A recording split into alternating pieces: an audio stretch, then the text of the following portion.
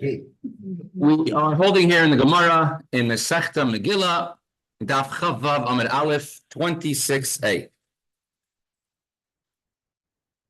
Our Gemara gets into a lot of, you could say, touchy discussions. Who owns a shul? Could a shul be sold? Even back then, it was a very common thing. This picture, I'm sure, this is a picture of one of the most famous shuls in the world. Prague, The oldest shul outside of Israel, in Prague, right? which is Altina Shul. It's called the Old New Shul in Prague. Yep, very famous. In Prague. Maral of Prague was a Rav in that shul, was built about 500 years before him. He was my uncle. They say it has stones from the Holy Temple, from the Beis HaMikdash, built inside of it. The golems in the attic, on top of the Aron Kodesh, on top of the Holy Ark.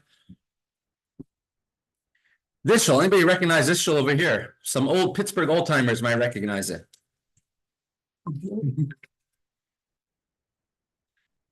Anyone recognize this shul? Is this? You might recognize it like this. It looks like this nowadays. That's Murray Avenue. That's the parking lot of Giant Eagle. And where is it? Where is it? It used to be a shul over there called the Chaim shul. See the shul? It says Today? now it's a parking lot of Giant Eagle. Was it Pittsburgh? See the shul called Chafetz Chaim Congregation? It was organized in 1925. The second floor of a building in the corner of Murray and Phillips. The Rav was Rabbi Aaron Ashinsky. 1929, they bought this house to be used as a shul and a social hall. It had up to about 100 families. And in 1972, it was only about 15 members left. And then it disbanded. It was bought by Giant Eagle, and now it's part of the parking lot of Giant Eagle. Rabbi Pupka was the grandnephew of the Chavetz Chaim. The Chavetz Chaim's last name was Pupka. All right. Wasn't it a Pittsburgh Rebbe had shul there? Pittsburgh Rebbe had a shul, I think, on Douglas Street in his house. So this is a Chafetz Chaim shul.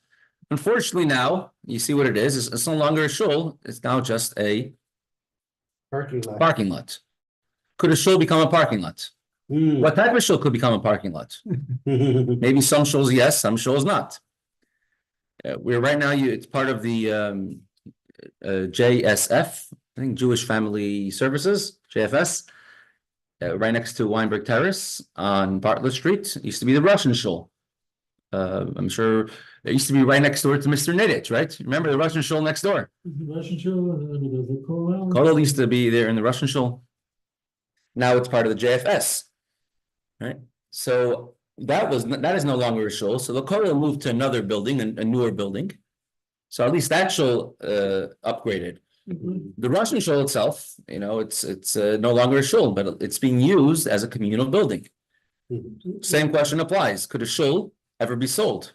Could a shul, by necessity, communities change, shuls have to be sold. So what is the din? What is the halacha? So let's have a look inside the Gemara. So the interesting thing with this shul, they didn't sell.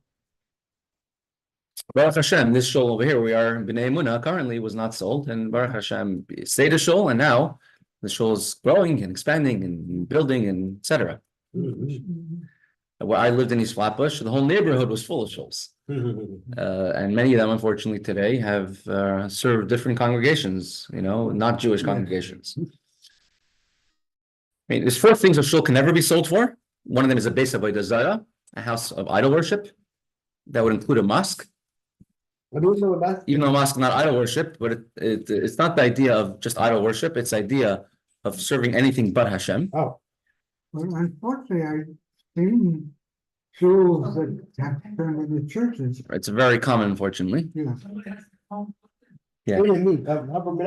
There is, you cannot sell it as a place of immorality. So if you're going to be mixed dancing there, a nightclub or something like that, you cannot sell it for that.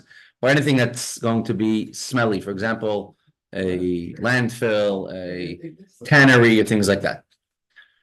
So it goes to a third owner? Is that how it happens? So people just aren't careful? people aren't careful of that, unfortunately, yeah. But that's the actual halacha.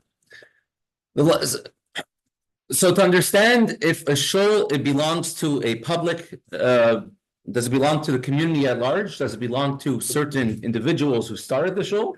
Does it belong to what's called the Shiva Tuvei Ir, as the Gemara will discuss today? the board, the 7 important people of the city, or does the shul belong to the entire Jewish nation, and therefore no one has any right to sell the shul? We tried bringing different proofs. Rabbi Eliezer, he bought a shul in Yerushalayim that was used by the tanners of copper, the smelters of copper, had a very smelly trade, and no one wanted to daven with them. They had their own shul, and he bought it from them and used it for his own needs, for his own house. And we said an individual shul with just a very small membership is not owned by a collective community. That could be sold for a parav type of purpose. You see from there an interesting thing, that a shul was made up of the same type of people. Meaning a shul, obviously you cannot talk during davening, but not during davening, a shul you're allowed to speak to each other. Otherwise, what's the difference? Who's davening in the shul? See, people of the same style had their own shul. Yes. Very interesting, because the shul we had in Brooklyn. Yeah. The hill, they have an official New York State religious corporation. Uh-huh. And there are rules, I guess that's where you get tax exempt status. So the money that comes in does not have to be declared as for income tax purposes. And there has to be an official membership. What the criteria for membership are, that the shul could determine. For us, you had to pay membership dues and come a certain number of times a year. Then you need offices. And on top of the offices, there has to be a board of directors. It's very interesting. There's a Herschel Chitrik and Shalom lived in Incarn Heights. So there was a very big conservative shul on Eastern Parkway called the Jewish Center, Brooklyn Jewish Center, which is now Oleh Torah. And very quietly, the Rebbe told him, you should become a member there. And don't tell anybody he comes from the Rebbe. So he became a member there. And he used to go to the pool and hang out with the people there, reading a newspaper and chit-chatting with them. And other chassidim in Incarn Heights were upset with him. Like, what are you doing? You know, you're a chassid, you're hanging out over there. And later on, when they wanted to sell the building and they needed agreement from everyone of all the members, and he said, no, we can't sell it. It has to be kept as a Jewish institution. So eventually they sold it for much less than asking price than they could have got. And they sold it to Oleh Torah Yeshiva. Now it's still a center, a hall, and everything. Oh, don't you think it was a conservative shul that became? Now it's a yeshiva, yeah. Oh, wow. But it's a very large, sturdy building. There's a lot of big buildings in Brooklyn, a lot of conservative shuls. So like you said, some of them went to be whatever deserved. But a lot of them, most of them were built out of conservative Jews, and they put all the money in. And a lot of them now became either yeshivas So I just came from the shul with everybody having the same occupation, more or less. It was over 55 community, but basically everybody's retired until the 70s. So it was it's just interesting if you see a young person up here, you're surprised. It's about what are you doing here? That's why I grew up here in Florida. I grew up in Hallandale and Cabanas out of South Dallas. My sister went a place in the senior center, senior community. We go there, it's nothing. It's what nobody talks, it's quiet, it's dead. And in these shuls, the kids are running around and they make noise. Right. The highest. So the next proof we tried bringing was from. Oh, it's okay. We'll try going. Yeah, when I said sure. the question, Sure. someone if a Jew owns a store, the church wants to buy to make the church actually that would be a lot issue because actually they're giving you the money, they're not giving it just like that, or what? That's a different. I think it's a totally different story. I don't think you're allowed to sell it directly to a church to grant it to them. You could rent it to them. You could rent it to them. I remember the Mr. Pullman here from Pinskers. Next door, they opened up a nail salon next door to Pinskers many years ago, and they had all these incense and idols and stuff they were doing in there. And he forcefully got them out. And he took it over, and now it's his second store. Now it's where 18 is. If the church pays you money, A store is you own the store. Mhm. There's other halachas. It's a whole different mitzvah. It's called you're not allowed to give chanaya bekarka. You're not allowed to give a place for right? idol worshippers to live among you. Hmm. So if you don't own the property, nothing you can do about it. But if you own the property, then you could not. There's a way of not giving them a place to be. So that's a whole different ballgame. Next, we try bringing a proof from the Beis Hamikdash. We see that Yehuda and Binyamin, they own different parts of the Beis Hamikdash. Like we brought over here, this is entire Beis Hamikdash. The holier part, where the Kodesh Kodashim was owned by Shevet in the land of Shevet Binyamin, and the lower part was in the land of Shevet Yehuda. And Binyamin really wanted to incorporate the Mizbeach, so a scrap, it says a little ritzua, a strip of land came out. Interestingly, the Medrash says that when Binyamin was found holding the goblet that his brother Yosef planted into his sack as they're leaving Mitzrayim, so all the brothers became very upset at him, very upset at the Binyamin. How dare you steal? Now you're implicating all of us. You're getting us all in trouble. What's our father going to tell us? And they said they all hit Binyamin with a strap except for Yehuda, the brother Yehuda, because he took responsibility for Binyamin. And he said in that merit, all the brothers lost their portion of the Beis Hamikdash, except for Yehuda. And Yehuda kept the Beis Hamikdash except for the one strap that's called Ritzua, the same word, strip and strap. Which over here, you see Yehuda and Binyamin, the two sides of the base of the Mizbeach, right? The sides without the lowest level, it's called the Yisod, the foundation, that belonged to Yehuda, and the ones with the Yisod belonged to Binyamin. And all of the rest of the base of all the rest of the Beis Hamikdash belonged to the Hatzvi-Bais. There's two opinions. It belonged to everyone collectively, or to belong to just Shevet Yehuda. Correct. Shalom Aleichem, Rebbe. Just a trivia, Rebbe. Do you recognize this place? Can hear. It actually closed before we came in '89. I mean, so it was gone. But Yeah. Okay, so we're talking about the Chaim shul, which is now a parking lot. So we tried bringing a proof from the Beis Hamikdash, and we said there's different opinions on the matter. Rabbi Nissan, Rabbi Yehuda, but we brought the second opinion that no individual tribe owned the Beis Hamikdash. It belonged to everybody collectively, evenly, and not just that. Yerushalayim, the city, was not owned by anyone. It was owned by everyone collectively, and therefore anybody could be forced to sort of stay in someone else's house. You weren't allowed to take rent for renting your house.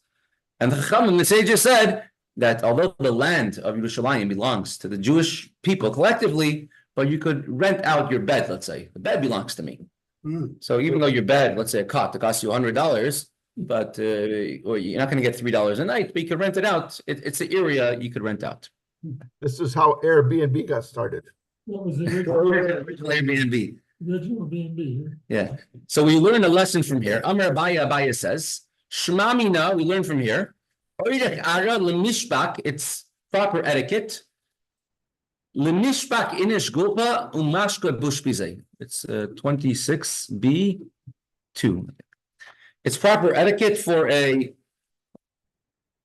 person who is a guest to leave a gift for the host. From the fact that says that they couldn't charge for their beds, but it says the custom was to leave the hides of the skin, the leather of the animals that they would bring as a karban as a gift for the host. So we see that it's proper to leave a gift for the host, and to the extent that just like in the Yerushalayim, the host was able to demand the hide, the skin from the guest. So it's proper. It's not actual halacha, but it's a proper thing to leave a gift for your host when you're staying there.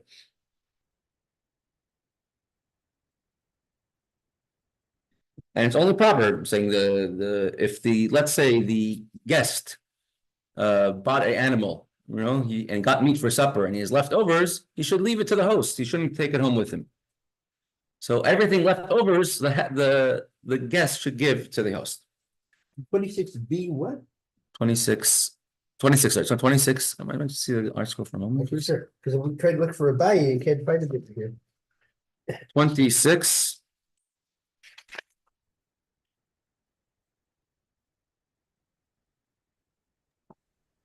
I think it's 26A. 26A, 4. 26A, 4, right? So now we're up to the last paragraph of the page, about to turn the Amud.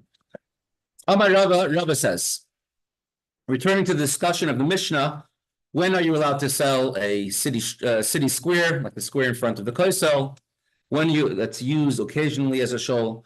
When are you allowed to sell a shul?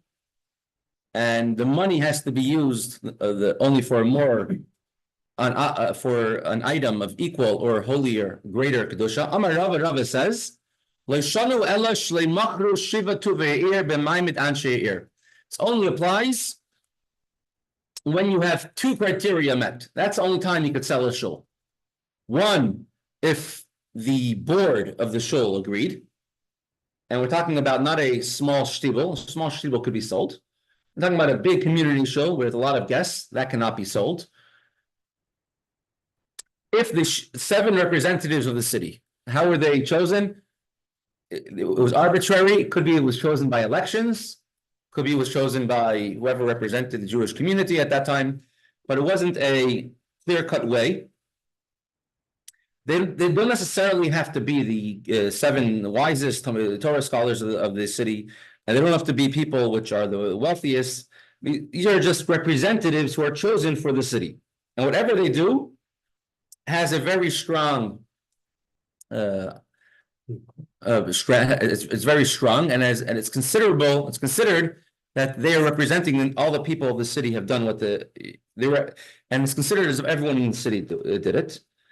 But the second thing is that all the people of the city also have to agree that it could be sold.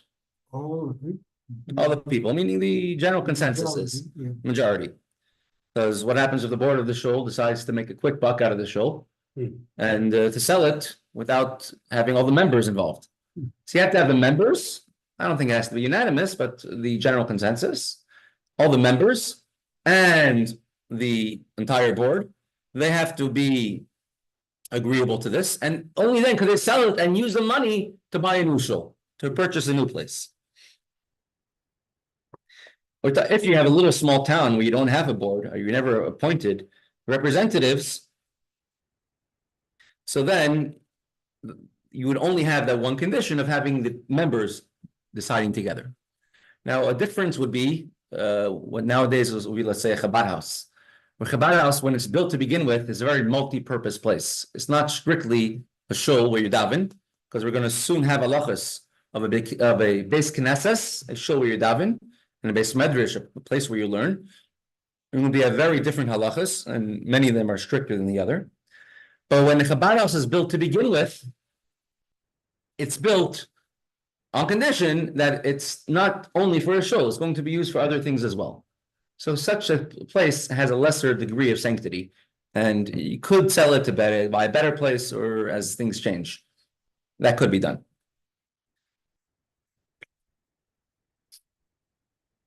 A shul which is built by an individual, which you have many of these, it's called the roofs, like a rav of a shul, a rav of a community, and they have it in many circles, and that they have a large property and they build a big shul.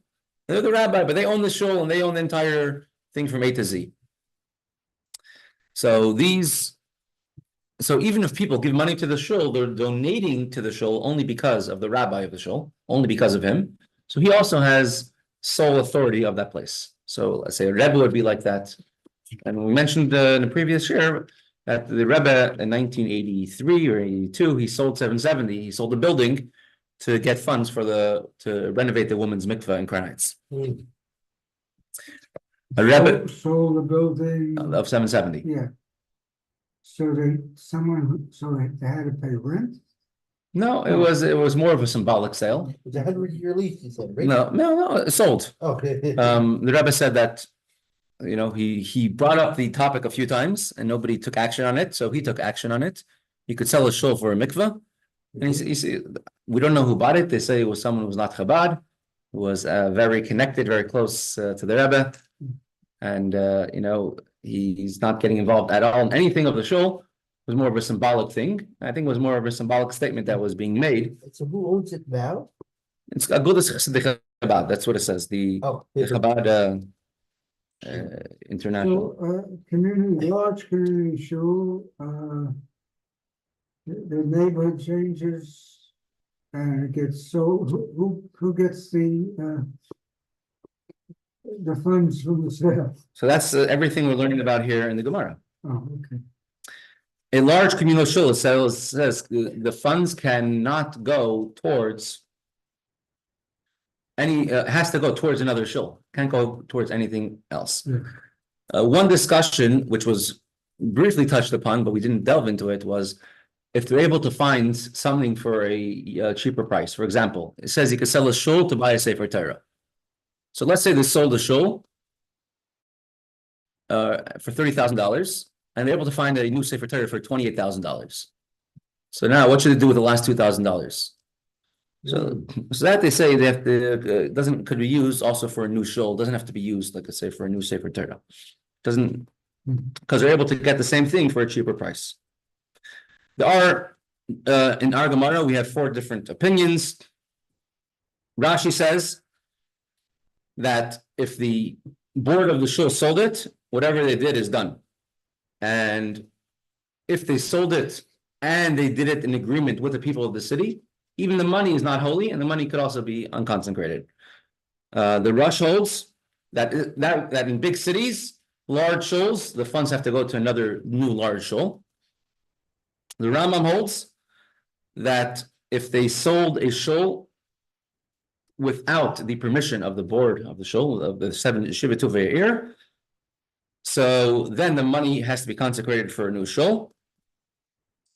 The money, if you sold it, and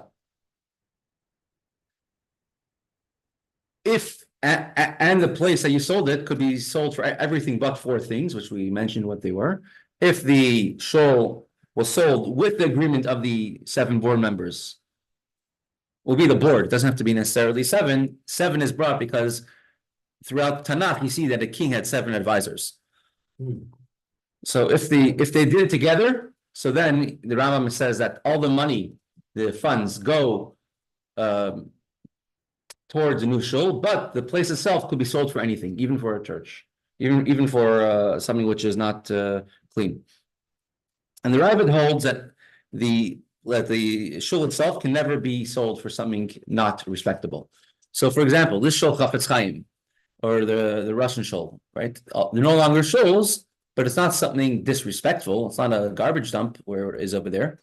A dumpster is not there. It's a parking lot, or it's a Jewish family services, something like that. So that's not such a big deal. The place where I wasn't living in East Flatbush, so it was called the Congregation Agudas Achim of East Flatbush, and very nice shul, very nice building, and was sold to a church. But they took all the money from that shul and they built a new shul in Tel Aviv with the same name. You can check it up, Agudas Achim of East Flatbush, on some street in Tel Aviv. And so what was the permission issued to turn that building into a church? Wasn't. No permission for that. Well, maybe they're following the sheet of the Ravid and of the Rambam, and they think that they're a small shul. I don't know. Sometimes shuls actually don't know what they're doing, I guess, and so that's what happened. Yeah, there's many shuls in Crown Heights. I mean, that was the Rebbe's crusade in the 60s.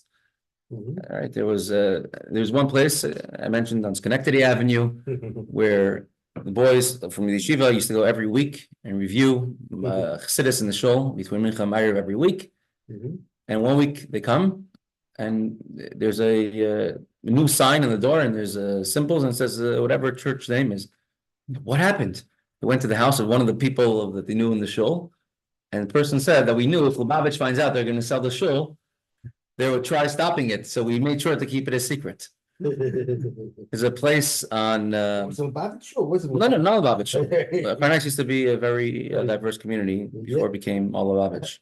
Another place on Eastern Parkway and Buffalo Avenue is a shul, still has a big Magen David on it. My father's brother used to go there every weekend, review Chassidus, and he was the last one to go there before it was sold also to our church. And unfortunately, it's very common nowadays in that whole area. When the past, actually, you had so many Orthodox shuls which didn't have the pizzas. Correct. Yet they still called themselves Orthodox. Correct. I mean, again, it brings in Sfarim that if there's talking going on in the shul during davening, then that shul could unfortunately turn into a place of the opposite of holiness. I'm not saying why anything happens, but it's just something to be very careful about. There's a big shul on the hill that you can see the dome. Where in East Liberty? No, on the hill, it's On the Hill District. it Uh-huh. was Kessetor, there was no Kessetor. That was the original Castor. Oh, wow. So The steps where the women are outside. fine. We started Rebbe's statement, but we'll continue with Rebbe's statement tomorrow. And we're going to talk more about Beis Nissan. And we're going to, mainly, I'm going to talk very little. I'm going to let Rabbi Danziger, Rabbi Label Estrin's son-in-law, do most of the talking for us. Okay. Today is Beis Nissan. It's a yahrzeit, the status of the Rebbe Rashab. We learned much of his Chassidus over the last couple years. We learned to Kunter Sumayan. The Rebbe Rashab is called the Rambam of Chassidus for his in-depth explanations. In addition to that, the Rebbe explained how, for us, Beis Nissan, more than being the day that the Rebbe Rashab passed away, it's a beginning of the Nesius, of the leadership of the Frierdiker Rebbe. And that's for us is most important. Similar to Yud Shvat, is although it's the passing of the Frierdiker Rebbe, it's also the beginning of the leadership of the Rebbe, with all that it entails. So Beis Nissan was traditionally always a very special day in Lubavitch. I don't think there's anyone around now who still saw the Rebbe Rashab, perhaps, but I don't think so. Well, when did he pass away? He passed away in the year 1920. If you remember the story I said about the Chassid who had passed away the day before. Passed away Motzei Shabbos at a very young age in Rostov. You could say the Rebbe Rashab made the biggest move of any Rebbe, of any sort, which was moving from a town of Lubavitch, from a small town, where Chassidus was always in small towns, from Baal Shem Tov all the way till then. Because of World War I, and the Rebbe Rashab saying, I cannot be by the Germans, and he ran away, he escaped from the Germans, and he ended up in Rostov, moving to a large city. And from there, from Rostov, it went to Leningrad to Moscow, to Riga, to Warsaw, to New York City, only big cities since then. And you could say sort of changed entire direction of Chassidus Chabad. So we will have a little tour over the Rebbe Rashab's house in Rostov, home in Rostov, by Reb Chaim Danziger. Rabbi, his right to his wife is Eshrin, Frega Eshrin, and show us the place where the Rebbe Rashab passed away, and by the oil from a few years ago, the live stream from the oil of the Rebbe Rashab. So let me just make sure the sound is better. Video of his kids bar mitzvah. Yeah. He makes a beautiful speech in fluent Russian. Talking about the whole avodah shlichus and everything. It's all in Russian. Wow. Today's Many people planned on coming to Rostov to spend this special holy day together with the local Jewish community, to Farbrain, to visit the Rebbe's house. I thought I'd take a few minutes to show you where the Rebbe lived, to show you the Rebbe's house, to give you a tour of the place. And in Mitzvah Hashem, we look forward to hosting you and to seeing you very soon once things settle down.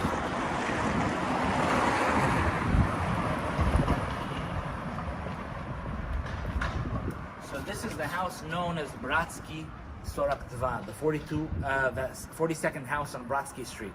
When the Rebbe first moved to Rostov, he moved to an apartment on Pushkinskaya, which if you look at this street, you go all the way to the end of the street, it's Pushkinskaya. That was the first apartment the Rebbe rented. When they first came, they went to a hotel for several days, and then they moved to the first apartment. There's a story how the owner of the apartment wasn't so fond of Chassidim coming, to say the least. So it was a very difficult time for the Rebbe Rashab. They moved into a second apartment, and then eventually they bought this building.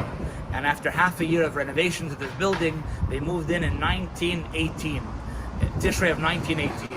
What's special, if you notice, there's a very big gate to this house. something that most of the houses around here don't have. If you look at the houses across the street, they don't have these big gates. Why does this have a big gate? This was considered a house of the rich people, the wealthy, as carriages and horses were able to come in here, and it was a special house that was really something the Rebbe Rashab needed, and I'll explain why.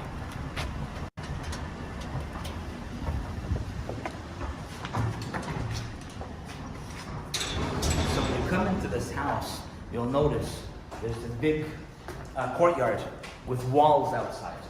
And it's something that's very special because moving in that time, think about this, 1918. You're talking about the time of the revolution, the time of great uncertainty here. It was very difficult. The Rebbe Rashab wanted to build a mikveh.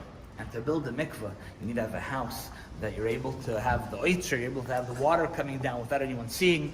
So that's why this house is unique. If you look around, there's a wall around the house, and there's no problems with neighbors or anything else. So they bought this house. It was considered a special house, a big house. You could actually see right here on the wall, there's a fence. Well, that used to be the gate, the entranceway to this house. And we assume that this is what was here in 1916, 1915, 1918, 1920, when the Rebbe Rashab lived here. So to look at this house, you have two parts of the house. You have this part of the house here, which is where the Rebbe Rashab, the Frierdiker Rebbe, lived. In this part of the house, the Yechidus room, the Farbrengen room, the Beis Medrash. Then you have this part of the house, which is where Rabbi Landa, the Chassidim, the secretaries lived in this part of the house. So when the house was bought back by Tzach, they knew that there was a mikveh here somewhere, but don't know where the mikveh was. So the Chassidim that were here as children back in the day, they said they remember that the mikveh was under the kitchen. But how do you know where the kitchen is? How could you figure out? The house was built in 1870, right? So in 1920, the kitchen was somewhere. How do you know where the kitchen is today? To be able to look under there to see if the mikveh was there. So they looked in archival documents in the city archive, and they saw that the kitchen used to be right there. So if the kitchen was theirs, then it has to be under somewhere in the basement. And they went down into the basement, and that's where they discovered the famous first Lubavitcher mikveh in the world, the mikveh that was built according to the instructions of the Rebbe Rashab, the Bor Gabi Bor mikveh. You can see here actually where the water comes. The water comes down from there, and it comes in these pipes here that are the original pipes, and it goes in here, and that's how it went down into the mikveh. If you see here, these stones right here in this little cage, they're the stones that were from the mikveh. When they found the mikveh, some stones broke. They wanted to keep them, so they put them there aside. We'll go take a look at the mikveh. So the mikveh is right here. It was discovered by the shliach in Rostov, Rabbi Eliashiv Kaplun, together with the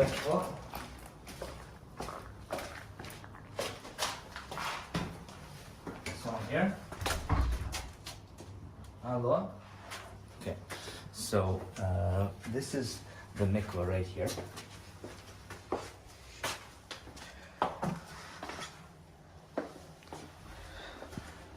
So they came into this room, and this was a basement. There was nothing here. Dirt on the ground. They started, moving what was on the floor, and they uncovered the first step right here. This is the first step. They uncovered the first step, the second step, the third step, and they realized this was the mikveh. The most amazing thing that was found here was that when they dug it all up, they found that the bar, the water, the rainwater, if you look in the corner of the mikveh, that was covered with a stone, and there was still water in there when they found this. So imagine the mikveh was sitting here empty for 70 years, and then they find right in there that there's still water from the times of the Frierdiker Rebbe. This mikveh was used by the Rebbe Rashab, the mikveh was used by the Frierdiker Rebbe, and the mikveh was used by the Rebbe that came here in the times that the Frierdiker Rebbe was here. So it's an amazing schus to have such a mikveh here, and it's historic, the first Lubavitcher mikveh. Okay.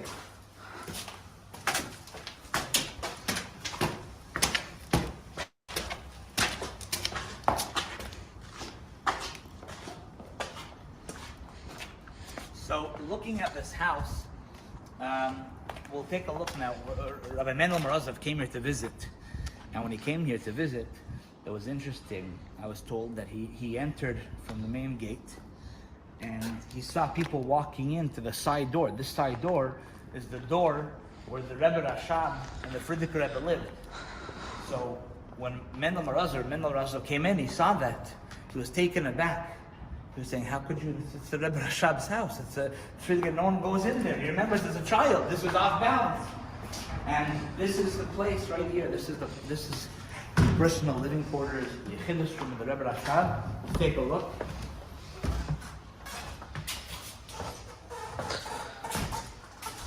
You have here. Здравствуйте, Лиза. Здравствуйте. Живы здоровы? Привет.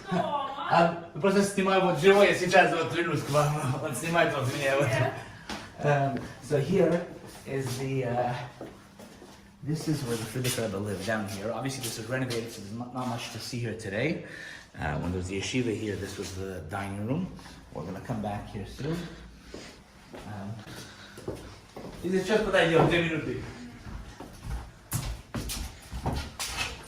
Rebbe Rashab's Yechidus room and the room where the Rebbe Rashab lived in, the Rebbetzin is right up here. I'm going to take a look right now.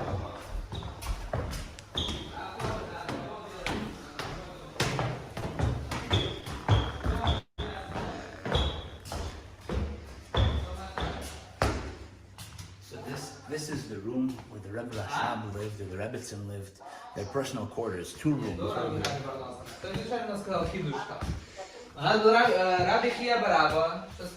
These 2 rooms are the Rebbe Rashab's and the Rebbetzins' personal quarters. And if you heard the story, when the Rebbe Rashab was nostalgic, he asked to be taken to the Zal. The Zal was his Yechidus room, which was basically to be taken from here into this room, the Yechidus room. Was asked to be taken into this room. This is the Yechidus room. This is, you can actually take a look at the entrance. There's some nails, the original nails that were here when they found the house right here and right there from the times of the Rebbe Rashab. So the Rebbe Rashab had one picture taken of him when he was planning, he needed to get a visa, they were planning to go to Georgia, and the picture of the Rebbe Rashab is with this wallpaper in the background. So this is the original wallpaper from the time of the Rebbe Rashab. You could also look part of the ceiling here. That was the original ceiling in the times of the Rebbe Rashab. The Rebbe Rashab asked to be taken to this room exactly 100 years ago in Beis Nissan. The Rebbe Rashab asked to be taken to this room, and this is where the Rebbe Rashab said, that I'm going to heavens and I'm leaving you the chsavim. And this is the message that we live with, a message that's important to us, that we connect to the Rebbe, to the Nasi Rebbe, through the chsavim, through learning the Rebbe's sichos, the Rebbe's maimarim, the Rebbe's letters. That's a lesson to each and every one of us. So this is the historic room of Yechidus. It was a big room. People were coming from one side, they go out the other side. And this is the room that was known as the Farbrengen room. So this room that the Rebbe Rashab and the Frierdiker Rebbe, they'd have Farbrengens. There's also a little Beis Medrash you can actually see here. So the Rebbe Rashab used to really sit right over here. The Rebbe Rashab would sit here, and this is where everything took place, in this small little room. And there was a passageway between this room to the other side of the house, which is where the Chassidim lived. So you go through from this room. So we see where the Rebbe Rashab was nostalgic, and here is a video. This was 100 years the Rebbe Rashab was right during COVID, but this is from the oil of the Rashab. Very close that today we should be able to be zeichet to see the Rebbe lemata masarat fachim be'enei basar v'hu yigalenu. This is on Beis Nissan by the oil of the Rebbe Rashab in Rashab. Here's the son-in-law of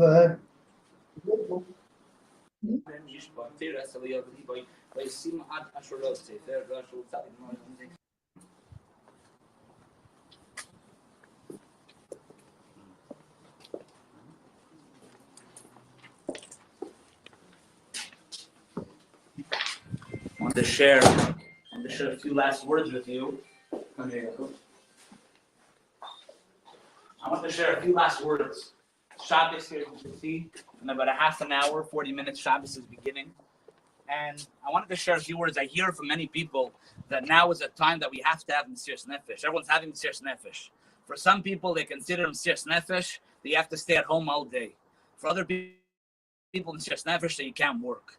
For other people, Mesiras Nefesh is not going to a minyan or not going to mikveh. You know, I moved to Rostov on Shulchas 11 years ago. And in the 11 years I've been here, I've realized that the Mesiras Nefesh the Yidden here have had always and have today is something that cannot be compared to anything else in the world. When I first moved here, people asked why I was moving here. I said, we have to go inspire, we have to go encourage, we have to bring the Rebbe's light all over.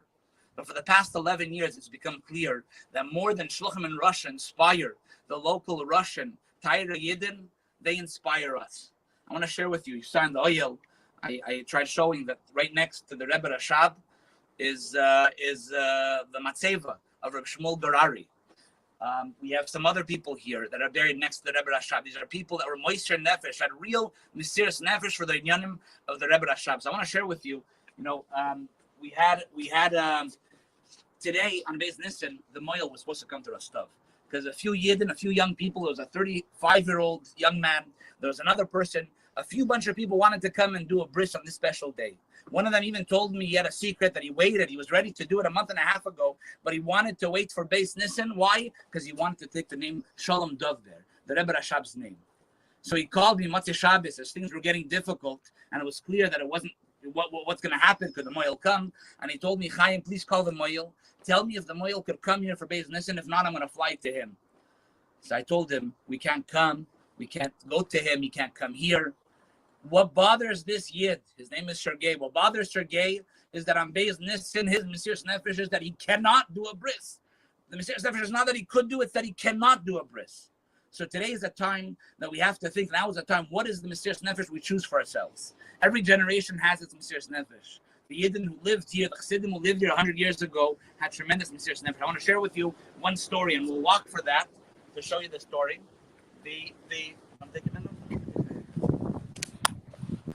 There was a chassid that lived in Rostov in 1918. This is when the revolution took place. This is the chassid of the Rebbe Rashab by the name of Mordechai Lifshitz. He has many grandchildren or shluchim. He has a good chaver of ours, Rabbi Lakshin is his grandson. So Mordechai Lifshitz, as things were getting difficult here in 1918, he went to the Rebbe Rashab and he told the Rebbe Rashab, I want to leave Rostov. You have to realize this, at the time it wasn't Lubavitch here. Rostov was always considered a bit of a gullus from Lubavitch. It was the first gullus from Lubavitch. It was a difficult time, and he came to the Rebbe and he said, Rebbe Rashab, I want to leave. The Rebbe Rashab didn't tell him, don't leave. The Rebbe Rashab didn't tell him that you should leave. The Rebbe Rashab told him, if you leave, who's going to stay behind? That's all the Rebbe Rashab told this chassid, this younger man, in 1918. A time of great upheaval, a time the revolution was going on. There was a war between all the different people here. Now, what did Mordechai Lifshitz do? Remotel, as they called him. In Tov Reish Pei, the Rebbe Rashab was nostalgic, and he stayed in Rostov. The Frierdiker Rebbe was Mekabel Messias here in Rostov, and like I showed, there was a video that showed the Rebbe Rashab's house. You're able to take a look at it. It was something yesterday I just did for one of the schools. You could see the Frierdiker Rebbe's house, the Rebbe Rashab's house, where the Frierdiker Rebbe was Mekabel Messias, the mikveh. So the Frierdiker Rebbe left 4 years later, and Remotel Lifshitz stayed in Rostov. The Nazis came to Rostov in 1942. They killed every single Jew living in the city. Not a single Jew stayed behind, was left behind after the Nazis. It's known as the Babi Yar of Russia, Zmiyovskaya Balka, the Snake's Valley, they call it. Mordechai went, evacuated, and he came back to Rostov.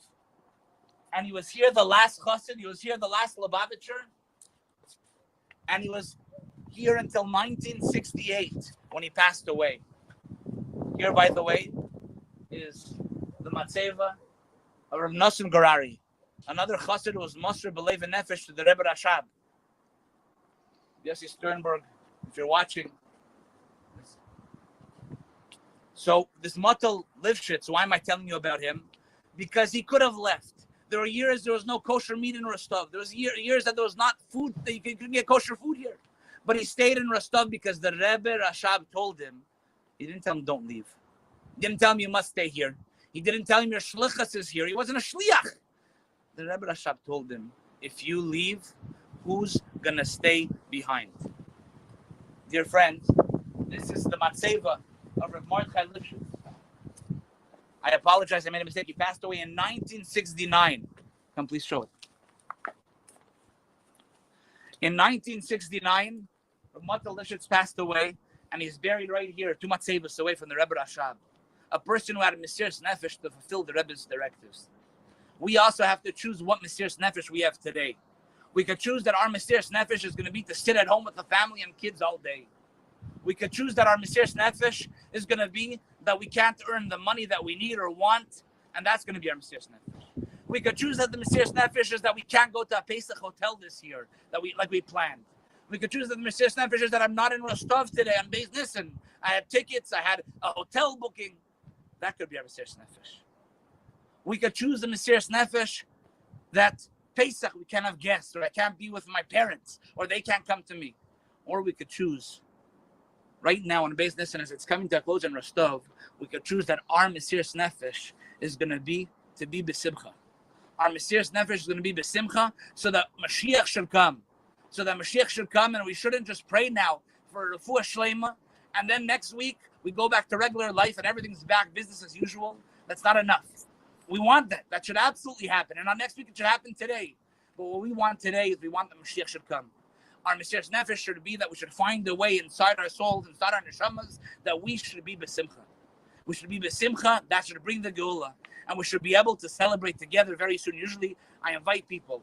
When I lived in California, I invite people to come visit us. And every Shabbos, we'd have guests. In Rostov, it's been a little more difficult. Last year on Beis Nissan, we had an amazing group of Anash from Pomona, led by Moshe Rubin.